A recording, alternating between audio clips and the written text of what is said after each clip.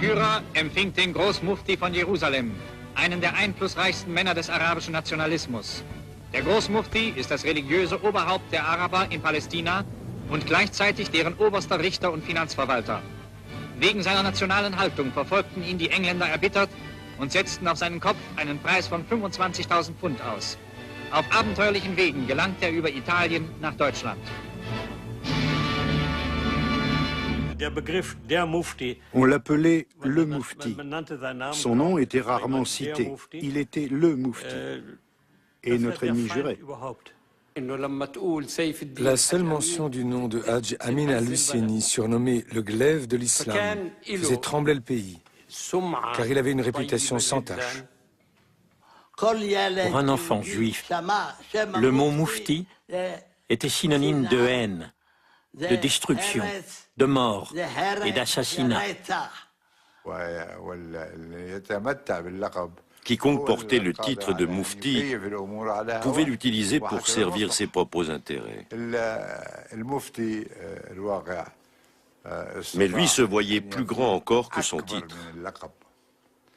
Il était réellement le grand Mufti.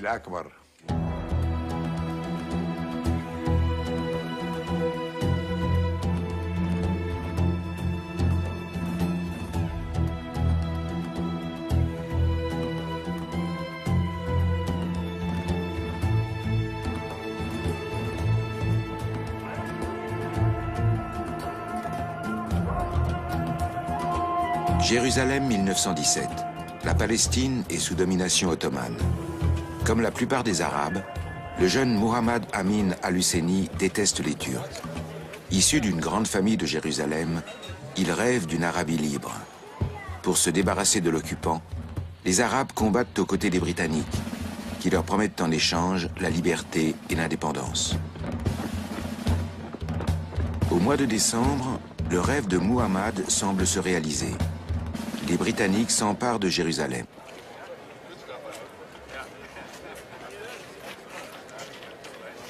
Muhammad Amin al-Husseini, ancien officier de l'armée ottomane, a rallié le camp britannique peu de temps auparavant. Depuis, il combat les Turcs et leurs alliés allemands, dont des centaines sont faits prisonniers par les Britanniques. 20 ans plus tard, il sollicitera le soutien des Allemands pour réaliser son rêve d'une Arabie libre.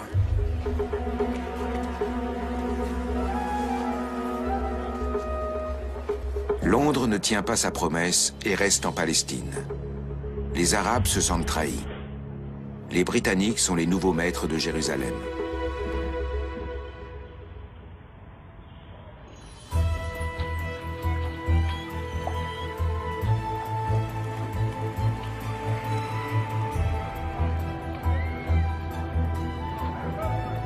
Le gouvernement britannique a également promis la Terre sainte aux Juifs.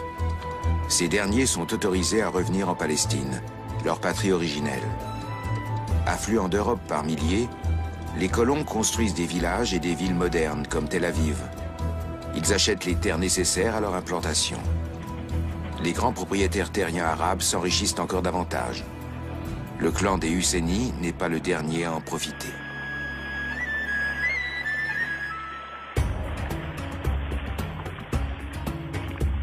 De nombreux Arabes se sentent menacés par leurs nouveaux voisins, mais pas tous. À Jérusalem et dans d'autres villes, Juifs et Arabes vivent en bonne intelligence depuis des décennies.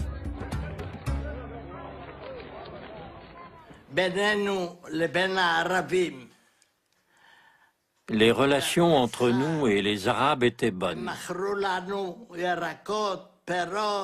Et ils nous vendaient des légumes et des fruits. Jusqu'à l'arrivée de ce Mufti, Arabes et Juifs s'entendaient bien.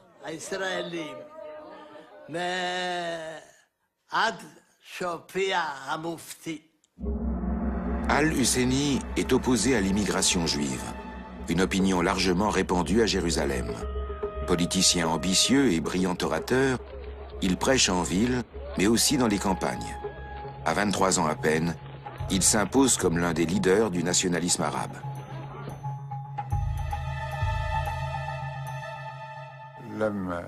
L'objectif politique de Hadj Amin al-Husseini n'était pas de monter les Arabes contre les Juifs ou l'inverse. Il se consacrait à la défense de son pays et des intérêts nationaux. Les Juifs ne cachaient rien. Leurs journaux annonçaient l'arrivée massive d'immigrants illégaux dans les ports de Tel Aviv ou de Haïfa. Ils célébraient leurs fêtes et chantaient leurs hymnes publiquement. Leur leader, dont le fanatisme n'a jamais faibli, exaltait le nom de Yerushalim, comme ils appelaient notre sainte ville d'Al-Quds. Ils chantaient Yerushalim est notre ville, Israël est à nous. Le pays aussi ne l'appelait plus Palestine, il l'appelait Israël.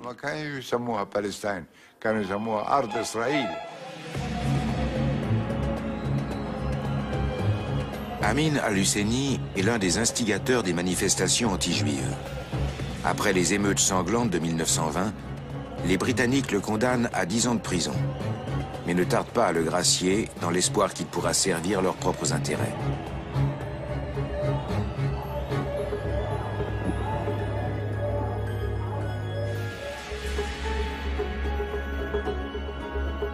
En 1921, il le nomme grand moufti de Jérusalem, malgré son jeune âge, 24 ans, et sa formation théologique plutôt rudimentaire. Outre le titre de grand moufti, Amin al-Husseini porte à présent le turban des théologiens et juristes, qui avaient distingué son père et son frère avant lui. De quoi faire honneur à une famille qui revendique une descendance directe du prophète Mahomet.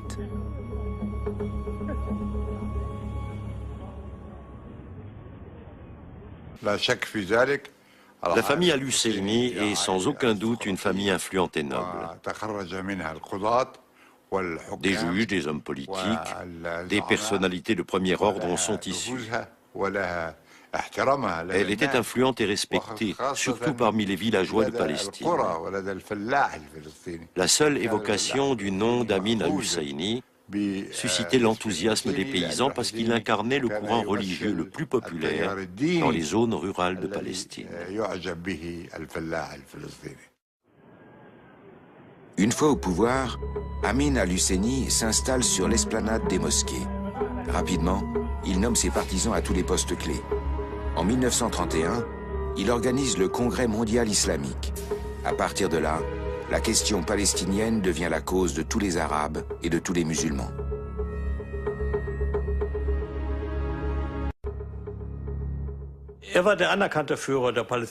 Il était le leader incontesté du peuple palestinien. Il était très populaire et il n'était pas corrompu.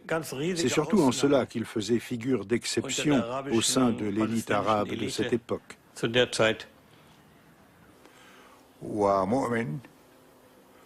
Hadj Amin al-Husseini était croyant mais sceptique. À la manière du philosophe saint Thomas d'Aquin, pour qui penser, voir et être étaient intimement liés. Hadj Amin al-Husseini voulait assister aux événements. Il doutait des choses qu'il n'avait pas entendues ou vues personnellement et refusait d'en tenir compte. C'était l'un de ses principaux traits de caractère. Par ailleurs, c'était un homme travailleur.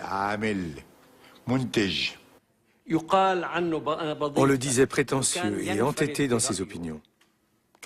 C'est peut-être vrai. Mais quand il s'agissait de la patrie, plus rien ne comptait que l'intérêt du pays.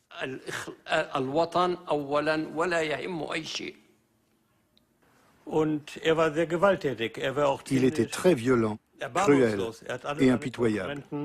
Il a tué tous ses rivaux au sein de la société palestinienne. Il considérait toute opinion différente de la sienne comme une trahison et y répondait par la violence.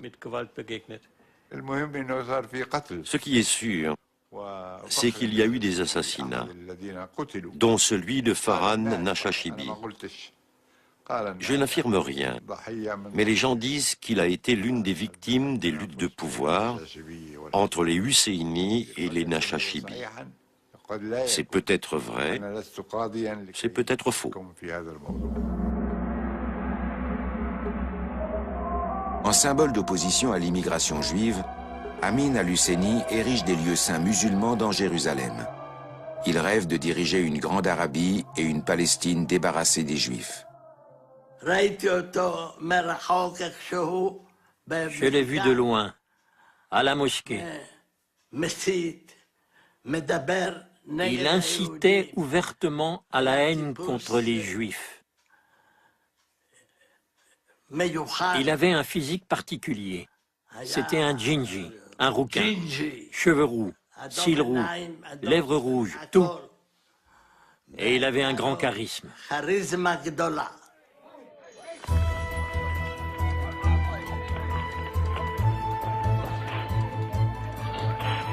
L'époque où Arabes et colons juifs cohabitaient en paix est bel et bien révolue.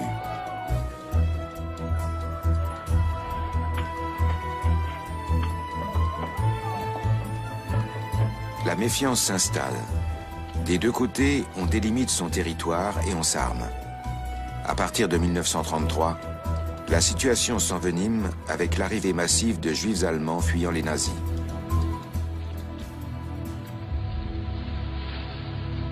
Dans les quartiers arabes de Jérusalem, Hitler semble tomber à pic.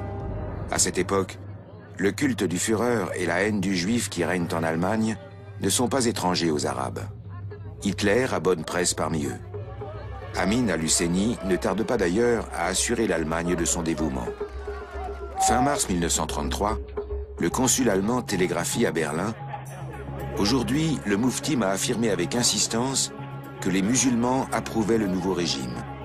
Il a souligné la nécessité de combattre l'influence néfaste des Juifs dans l'économie et la politique. » Un mois plus tard, le Moufti précise sa pensée et demande à l'Allemagne de ne plus envoyer ses Juifs en Palestine.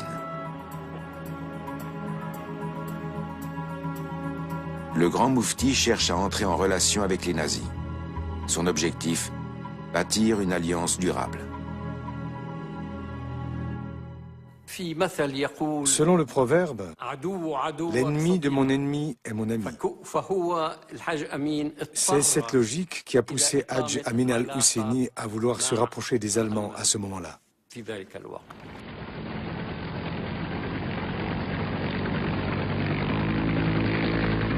Les nazis, quant à eux, s'intéressent effectivement au Proche-Orient, mais se contentent pour l'heure de l'explorer en touriste, comme en atteste le voyage en Égypte de Goebbels, ministre de la propagande. Ils soutiennent les Arabes et la politique du grand Moufti, mais évitent toute ingérence ouverte. La Méditerranée et la chasse gardée de l'Italie. Les tentatives de rapprochement se font en secret. En 1937, Adolf Eichmann tentera d'entrer en Palestine, mais sera refoulé par les Britanniques. Le grand Moufti doit attendre son heure. Mais il a le soutien, notamment financier, des SS. Et les relations secrètes se poursuivent. L'argent nazi doit aussi financer la grande insurrection. Depuis le mois d'avril 1936, la Palestine est en proie à des troubles. Les Arabes se révoltent contre les Britanniques et l'immigration juive. L'instigateur de ce soulèvement armé n'est autre que le grand Moufti. C'est lui qui était à la tête du mouvement. Il faisait des discours incendiaires pour éveiller les consciences. Nous risquons de perdre la mosquée d'Al-Aqsa et les lieux sacrés de l'islam. C'était d'ailleurs la vérité. Les lieux saints musulmans étaient effectivement en péril et les Britanniques s'en fichaient. La propagande arabe s'intensifiait de jour en jour. Face à tant de haine, la vie à Jérusalem, et même ailleurs, devenait très difficile pour nous.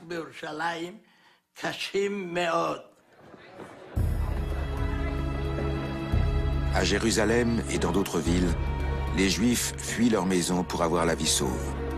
Une cohabitation séculaire est définitivement brisée. La répression des Britanniques est aussi implacable que le discours d'Amin al-Husseini. Dans un appel ouvertement raciste, celui-ci taxe les Juifs de rebut de la terre et de microbes véhiculant la peste. Certains émeutiers arabes portent même la croix gammée et répriment toute opposition à leurs idées, y compris dans leurs propres rangs.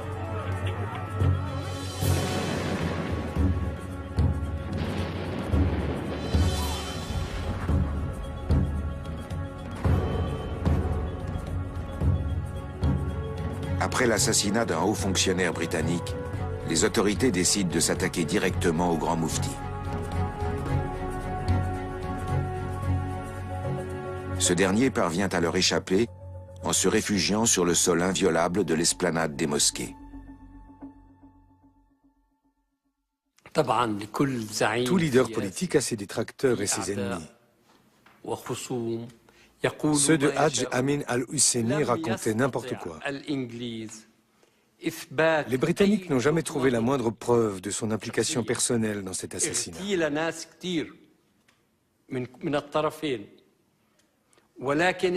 À cette époque, il y avait des attentats et des victimes dans les deux camps. Le pays sombrait dans le chaos politique, un peu comme l'Irak aujourd'hui. En octobre 1937, le grand moufti parvient à fuir au Liban déguisé en femme. En exil à Beyrouth, il continue en toute quiétude à orchestrer les émeutes.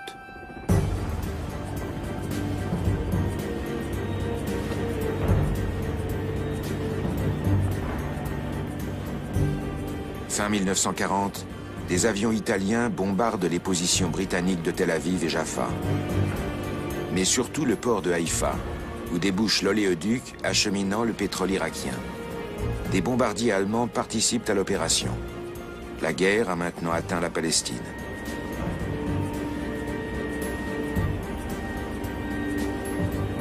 Le moufti ne s'émeut pas de la destruction de son pays.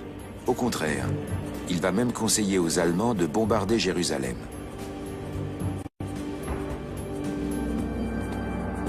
Depuis 1939, al-Husseini est en Irak. Établi à Bagdad, il propose un soutien de guerre actif à Hitler dès janvier 1941. Votre Excellence, la sympathie des peuples arabes envers l'Allemagne vous est acquise. Une fois libérés de certaines entraves matérielles, les peuples arabes seront prêts à agir contre l'ennemi commun sur tous les fronts et à s'insurger avec enthousiasme contre la coalition anglo-juive pour contribuer à sa défaite. Le grand moufti de Palestine, Muhammad Amin al-Husseini.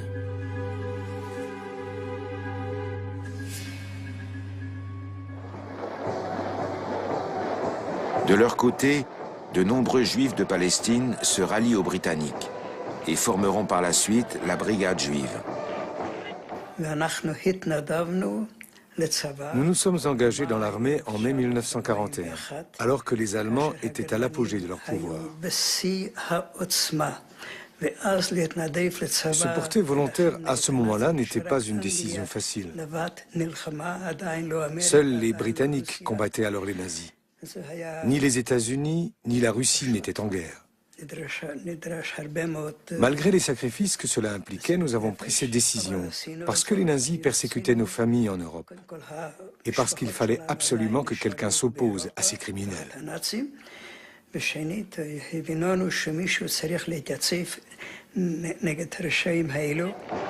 Les combattants d'Irgun, une organisation armée sioniste clandestine, rejoignent à leur tour le front anti-nazi.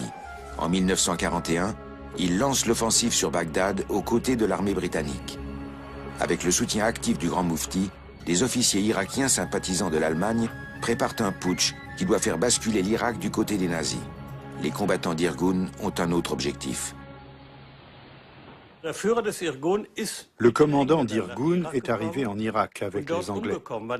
Il y a perdu la vie en cherchant à localiser et à assassiner le grand moufti. Le putsch échoue. Le moufti survit et se réfugie dans la clandestinité. Les agents secrets allemands qui soutenaient les putschistes irakiens sont faits prisonniers et transférés outre-Atlantique. Les quelques avions envoyés en soutien par Berlin n'ont pas fait le poids face aux forces britanniques largement supérieures en nombre.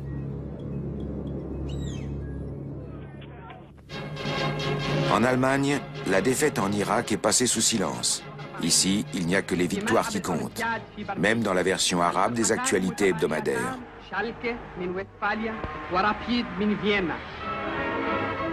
Au stade olympique de Berlin, le Rapide de Vienne remporte le championnat allemand de football en battant Schalke 04, 4-3.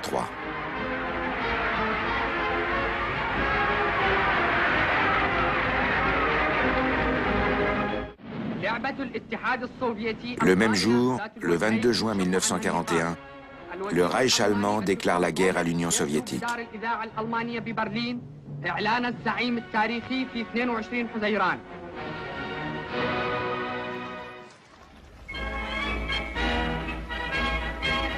Dans la capitale du Reich, on répète déjà pour la parade de la victoire. Le Moufti choisit ce moment pour arriver à Berlin après un périple rocambolesque. Jamais il n'avait été aussi proche du Führer.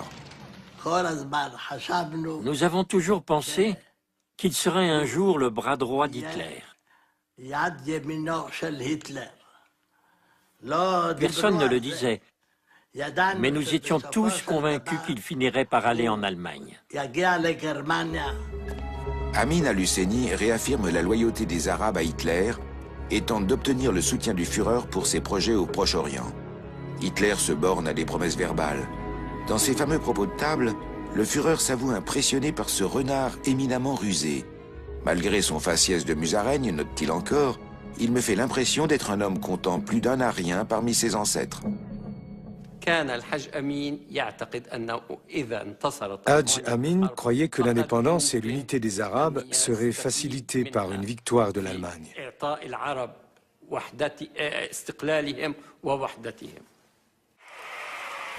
Amin al-Husseini découvre un pays galvanisé par ses victoires, débordant de vigueur et d'assurance.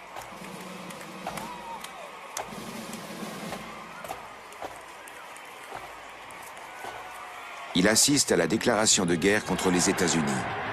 Il est impressionné, bien que le discours de Hitler lui soit familier. Wir wissen, welche Kraft hinter Roosevelt steht. Es ist der ewige Jude, der seine Zeit als gekommen erachtet, das auch an uns zu vollstrecken, dass wir in Sowjetrussland alle schaudern sehen und erleben mussten. Wir haben das jüdische Paradies auf Erden nunmehr kennengelernt. Wir aber wissen, dass es die Absicht der Juden und ihres Franklin Roosevelt ist, einen Staat nach dem anderen allein zu vernichten. Désormais, le grand Moufti est convaincu d'avoir fait le bon choix.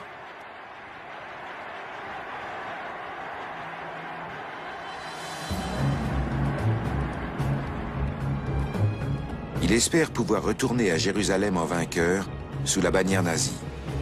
Au Maghreb, le général Rommel va de victoire en victoire. Al-Husseini compte bien en profiter pour faire avancer ses projets. En avril 1942, il écrit à Ribbentrop, le ministre des Affaires étrangères allemand.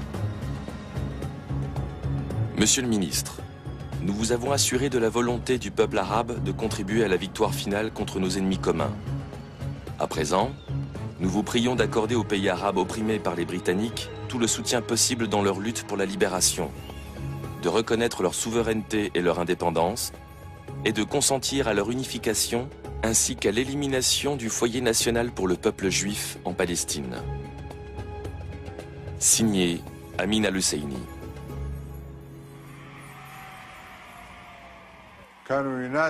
Dans les rues de Jérusalem, les Arabes criaient « Allez, Rommel !» Ils espéraient de tout cœur la victoire allemande sur la 8e armée britannique, commandée par le général Montgomery.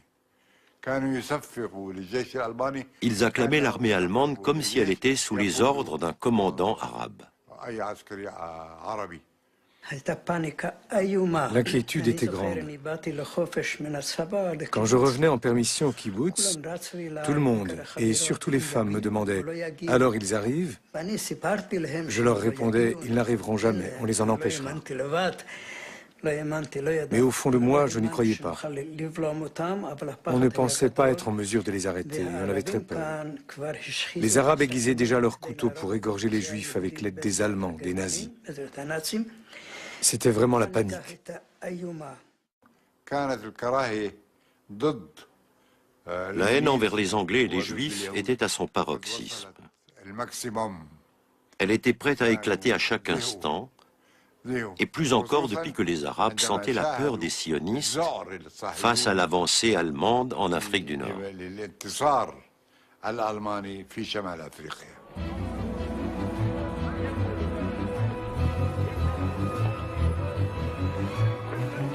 En été 1942, les chars de Rommel avancent inexorablement vers l'Égypte et menacent la Terre Sainte au sud.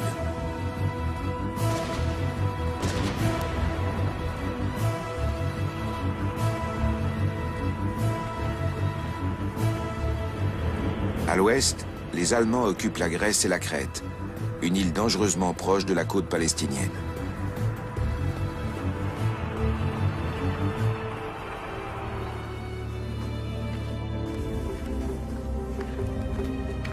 Dans le Caucase, des troupes allemandes détachées du front russe se dirigent vers le sud.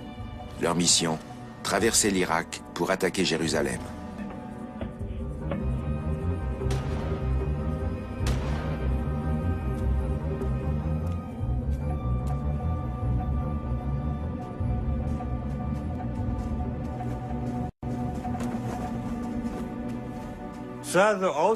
L'armée allemande progressait de tous les côtés vers la Palestine. Quand on regardait une carte, on les voyait arriver par le haut, par le bas et par le côté. La Wehrmacht convergeait vers la Palestine sur 3 fronts. Des centaines, des milliers de Juifs étaient prêts à combattre, avec ou sans armes. Il fallait à tout prix empêcher les Allemands d'occuper notre pays. Nous savions que cela signifierait notre arrêt de mort. Nous n'avions pas le choix. Amin al-Husseini veut lui aussi participer au combat en prenant la tête des légions arabes formées par les Allemands. Mais le Moufti et les volontaires arabes et maghrébins mobilisés en Grèce n'auront pas l'occasion de s'illustrer. Pas plus que l'unité SS stationnée à Athènes, un escadron de la mort censé exterminer les Juifs d'Égypte puis de Palestine.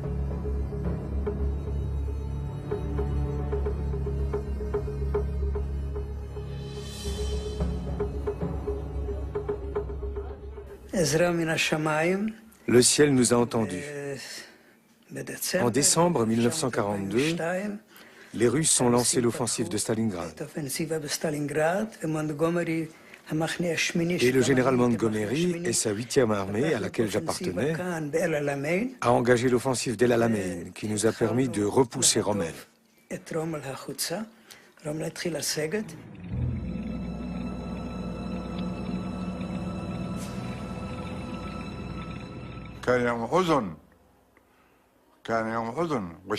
C'était un bien triste jour.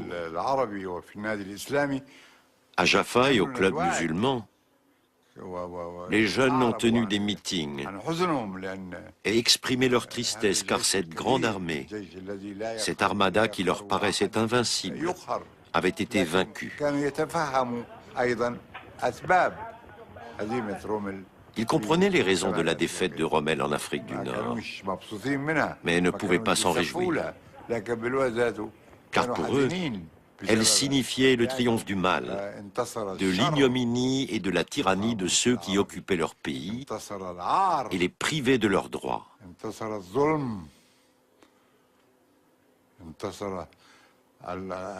Les criminels venus leur ravir leur patrie avaient gagné. Voilà ce qu'ils ressentaient ce jour-là.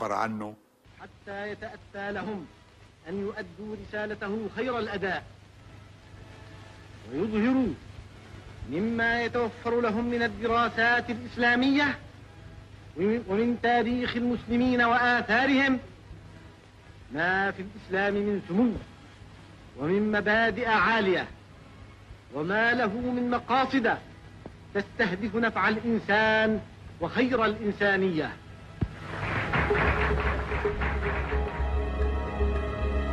L'espoir d'une solution militaire pour la Palestine s'étant évanoui, le grand Moufti se rabat sur la propagande.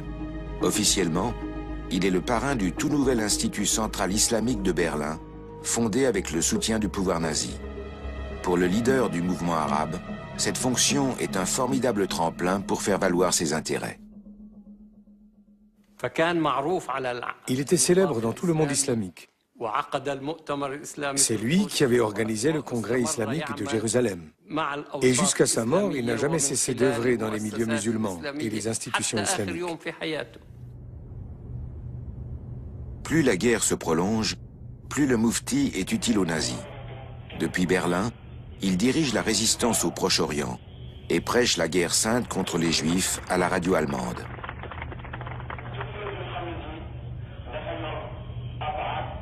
Il promeut sans relâche le régime nazi auprès des musulmans non arabes et tente de convaincre Indiens, Ouïghours, Caucasiens et Tatars de Crimée à s'engager aux côtés des Allemands. Dans la capitale du Reich, sa parole a de plus en plus de poids. En contrepartie, le régime sait se montrer généreux. Villas, résidences secondaires, bureaux, sans parler d'une rémunération mensuelle conséquente. Le Moufti se fait grassement payer chaque service rendu par le ministère des Affaires étrangères et la SS. Un vaste réseau de relations et quelques solides amitiés avec des dignitaires nazis lui offrent la marge de manœuvre nécessaire à la poursuite de ses ambitions.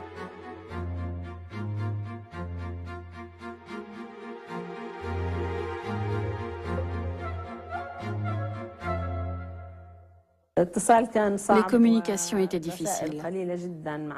De temps à autre, un voyageur nous remettait une lettre.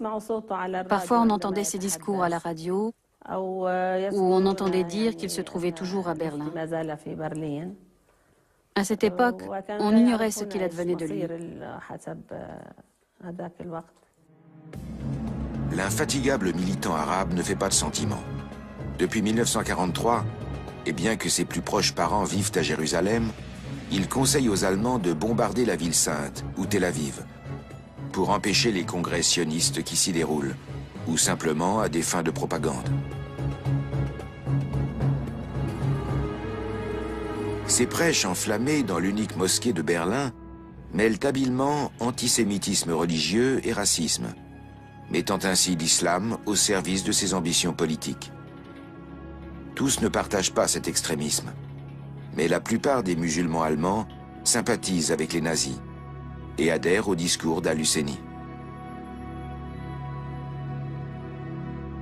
Le zèle du Moufti est sans borne. En novembre 1943, il parle à la radio internationale allemande à destination du Proche-Orient. Arabes et musulmans, le fait que les Allemands n'aient envahi aucun pays musulman nous rapproche d'eux et fait de nous leurs alliés naturels. L'Allemagne combat un ennemi qui est aussi le nôtre. Ayant parfaitement saisi la nature du juif, elle a décidé d'éliminer définitivement le péril juif pour mettre un terme au mal qu'il inflige au monde entier.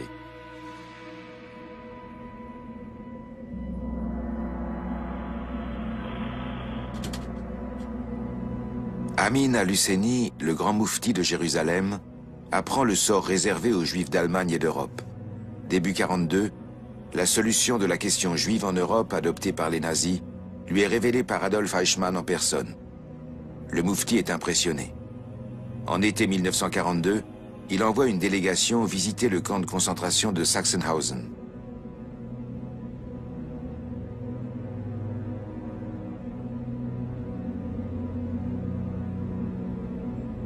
En 1943, son ami Heinrich Himmler, chef des SS, l'informe sur la progression de la solution finale par ces mots. À ce jour, nous en avons exterminé environ 3 millions.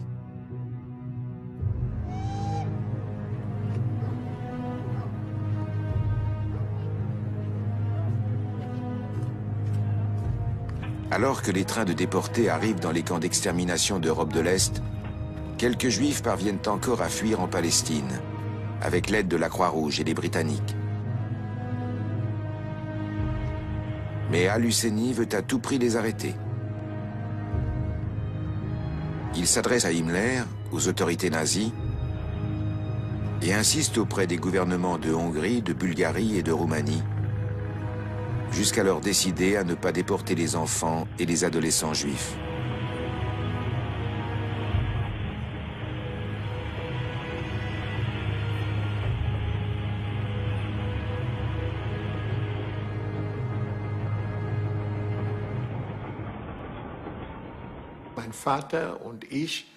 Mon père et moi avions entendu parler de ce convoi, parce que j'étais membre d'une organisation de jeunesse sioniste dénommée Hashomer HaZeir. C'est elle qui a tout mis en œuvre pour me faire partir avec ce train, même si nous n'avions pas les moyens de payer. Monsieur le ministre des Affaires étrangères de Bulgarie, Votre Excellence, la plupart des peuples se sont rendus à l'évidence que le péril juif menaçait le monde en général et les pays abritant des juifs en particulier. Cela les a poussés à prendre des mesures d'autoprotection. Nous ne pensons pas que la simple émigration des juifs puisse résoudre ce problème. Car une fois immigrés, ces Juifs seraient libres de se rallier à leurs congénères de par le monde, pour nuire plus gravement encore que par le passé au pays qu'ils ont quitté. Je sentais bien que notre départ était lourd de sens, comment dire, historique me semble excessif, mais ce départ avait quelque chose d'exceptionnel. Je comprenais bien qu'on fuyait les soldats allemands pour rejoindre des soldats britanniques, mais aujourd'hui encore, je ne comprends pas comment ça a pu fonctionner. Il me paraît également utile d'attirer votre attention sur le fait que les pays que ces Juifs sont censés rejoindre occupent une position stratégique déterminante qui pourrait grandement influer sur le cours et l'issue de la guerre. De plus, comme ils ont séjourné dans votre pays et dans d'autres États européens, ces Juifs ont connaissance de nombreuses données stratégiques essentielles qui n'hésiteront pas à transmettre à l'ennemi.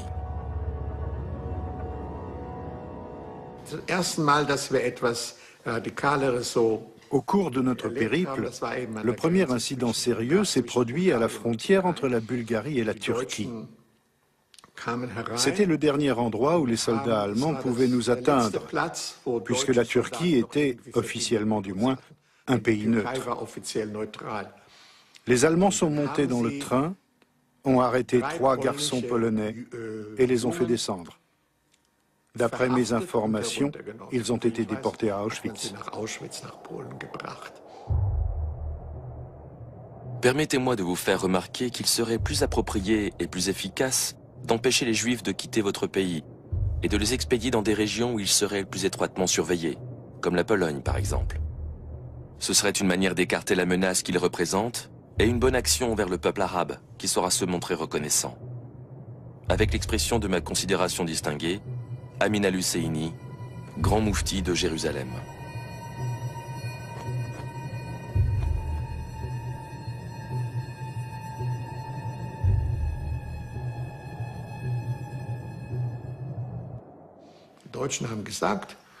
Les Allemands ont déclaré que les Polonais et les autres passagers en provenance de Pologne n'étaient pas autorisés à voyager dans ce train.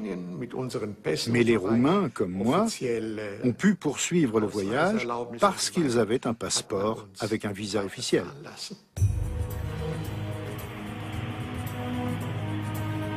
Le train qui emmène Uri Shalev en Palestine au printemps 1943 sera l'un des derniers convois d'enfants en provenance d'Europe de l'Est.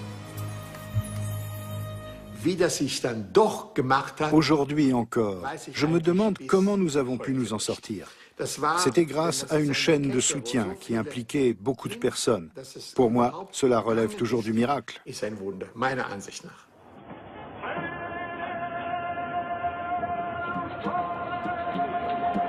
La Bosnie-Herzégovine, un paradis oriental sur l'Adriatique, à en croire les actualités allemandes de l'époque. Près de la moitié des Bosniaques sont musulmans. Leur pays a été annexé par la Croatie fasciste et combat aux côtés des Allemands. Les musulmans bosniaques éprouvent de la sympathie pour l'Allemagne, car dans les Balkans, on est convaincu de la bienveillance des nazis à l'égard de l'islam.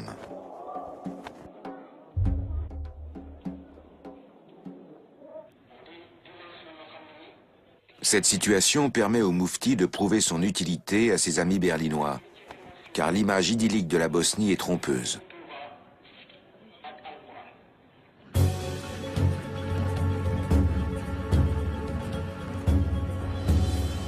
En effet, depuis l'occupation de la Yougoslavie, l'armée allemande se heurte à la résistance acharnée des partisans de Tito, surtout en Bosnie.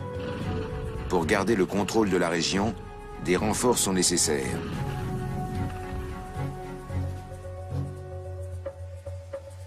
En février 1943, Hitler ordonne la création d'une nouvelle division SS en Bosnie.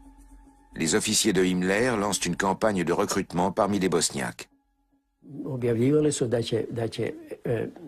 Il disait que si on s'engageait dans la SS, on aurait tout le nécessaire pour nous et nos familles. Beaucoup d'hommes se sont présentés pour protéger leurs femmes et leurs enfants, d'autant qu'il y avait énormément de chômage. C'est comme ça que j'ai entendu parler de la division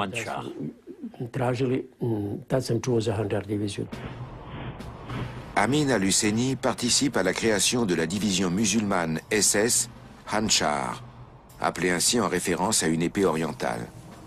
À cette occasion, les nazis inventent le néologisme de musul-germain, et Himmler décrète sur le champ que les musulmans des Balkans sont à classer parmi les peuples européens de race supérieure. Les recrues musulmanes jurent d'obéir jusqu'à la mort au commandant en chef allemand Adolf Hitler. L'unité comptera jusqu'à 20 000 hommes, des musulmans mais aussi des Allemands. Le grand moufti se déplacera personnellement en Bosnie pour jouer les recruteurs.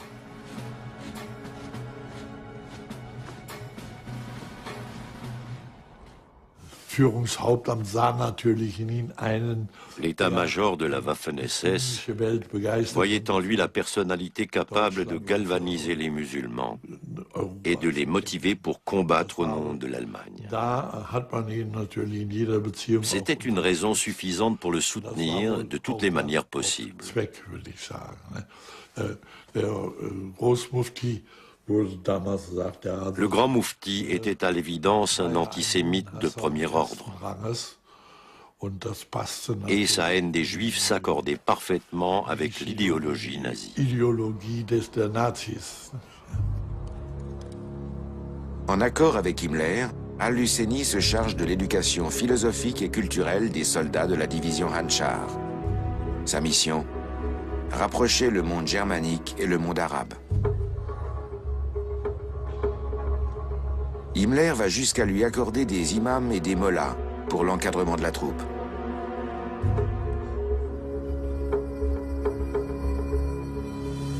Le moufti les choisit personnellement et les forme dans une école spécifique.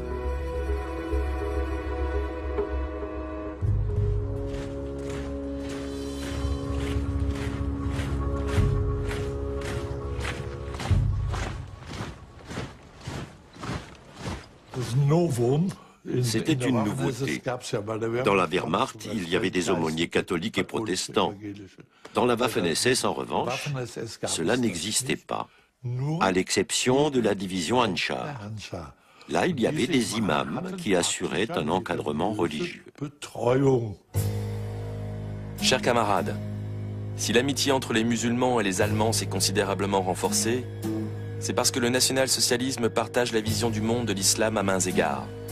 Les points communs sont les suivants: le monothéisme et l'unité du pouvoir, l'islam comme force fondatrice d'un ordre, la lutte, la communauté, la famille et la descendance, le rapport aux juifs, la glorification du travail et de l'énergie créatrice. Bien entendu, les officiers SS méprisaient les imams. Ils les considéraient comme des moins que rien. Pour eux, un imam ne valait pas la moitié d'un soldat.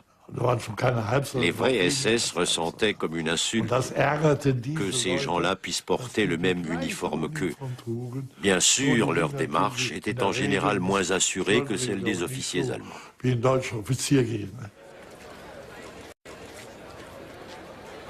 Himmler, le chef des SS, leur trouve en revanche d'autres qualités. Je dois dire que je n'ai rien à reprocher à l'islam. Il façonne les hommes de cette division de manière tout à fait convenable. Il leur promet le paradis s'ils tombent au combat. C'est une religion utile et sympathique pour un soldat. Du coup, Himmler est tout disposé à autoriser les pratiques religieuses de ces nouvelles recrues. Il s'enquiert auprès du moufti des règles alimentaires imposées par l'islam et impose des cours de cuisine sans porc et sans alcool à ses soldats. Il interdit aux Allemands de la division de se moquer des volontaires musulmans et s'occupe personnellement de leur fournir un couvre-chef approprié. Tout le monde portait le fez, même les Allemands. C'était le couvre-chef réglementaire, un fez gris orné d'une tête de mort et d'un aigle.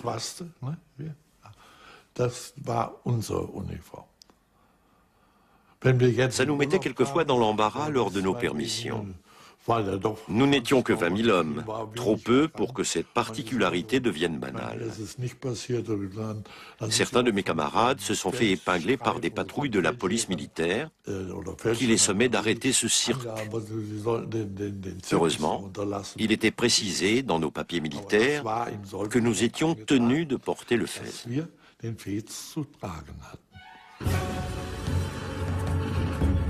En mars 1944, la division à la tête de mort se lance dans une lutte sans merci contre les partisans de Tito en Bosnie.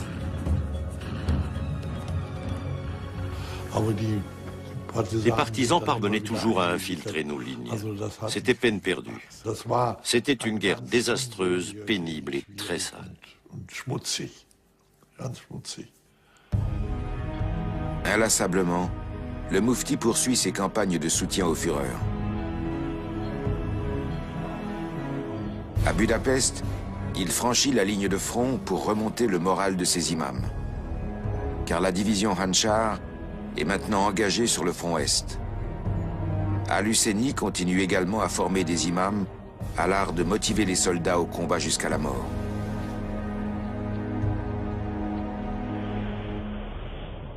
I normalno da sam tješio i sebe i njih. J'ai tenté de rassurer mes camarades et de me rassurer moi-même, parce que je savais ce qui nous attendait. Je leur expliquais que notre mission consistait à repousser l'ennemi, qu'il y aurait sans doute des morts, mais que tout musulman qui perdait la vie au combat pour l'islam serait un shahid, un martyr. Ils savaient ce que cela signifiait.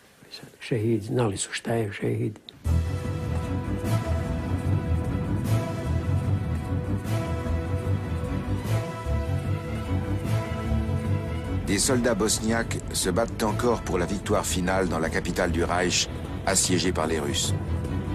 Contrairement au grand Moufti, qui a quitté la ville depuis longtemps. Au préalable, il a pris soin de mettre à l'abri sa fortune personnelle, de l'or et des dollars, qu'il a déposés dans des banques suisses.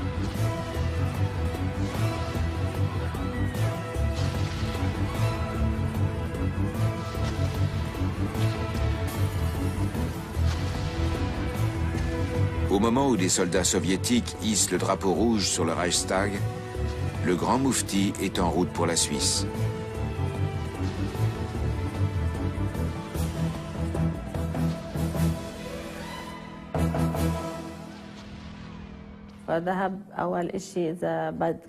Il s'est d'abord rendu à Bad Gastein, en Autriche. Quelques jours plus tard, il a gagné la Suisse à bord d'un avion allemand. Il était accompagné de mon oncle et d'un membre de la famille Tamimi.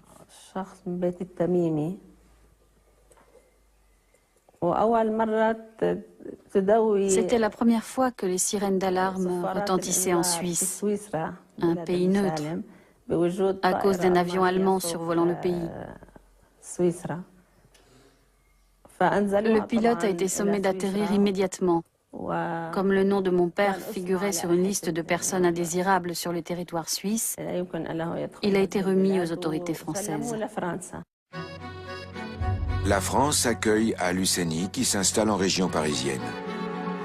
Un groupe de soldats juifs s'insurge contre cette situation et décide d'agir.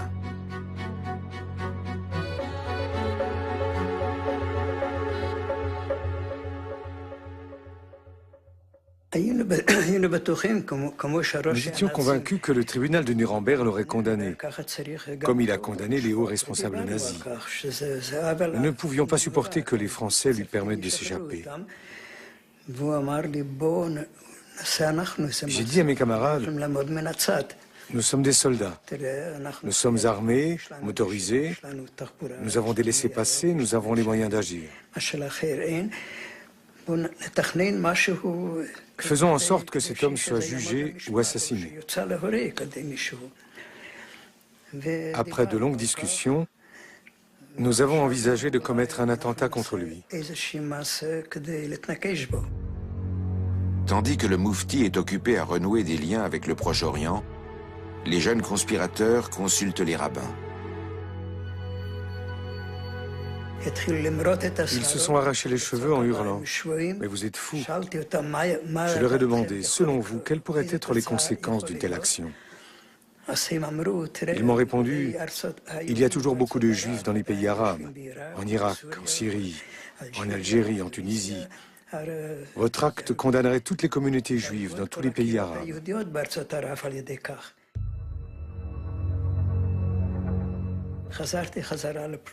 J'ai retrouvé mon unité et j'ai dit à mes camarades « Je ne marche pas et je ne permettrai pas que vous passiez à l'action. » Et voilà, l'histoire s'est arrêtée là.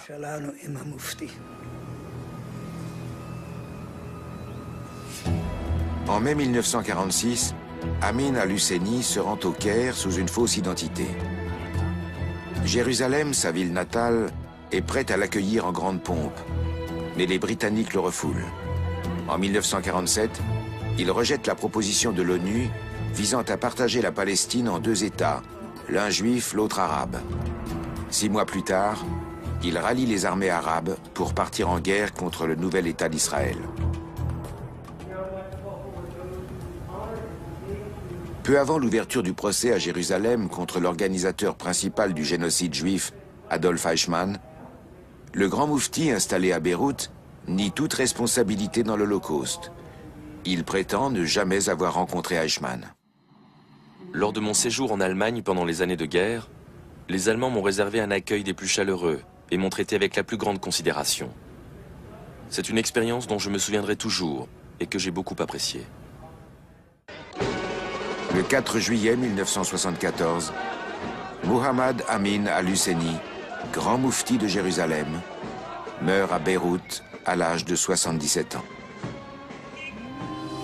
Dans un instant, portrait d'un accusé, Ivan Demjanjuk, poursuivi pour ses agissements au camp d'extermination de Sobibor entre 1942 et 1943.